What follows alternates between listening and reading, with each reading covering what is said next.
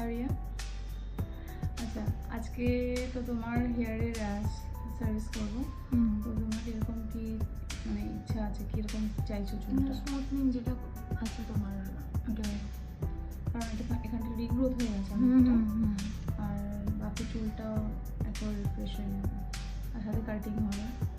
ওকে, তুমি তোমার মতো করো, প্রত্যেক বছর তোমার দিয়ে করি, ঠিক আছে।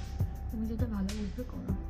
আরিয়া, বলছি আজকে তোমার তো স্মুথিং করা হয়েছে, করার পরে আজকে ফাইনাল রেজাল্ট স্পার্টা হয়ে গেছে, তো তোমাকে পছন্দ হয়েছে? খুব পছন্দ হয়েছে।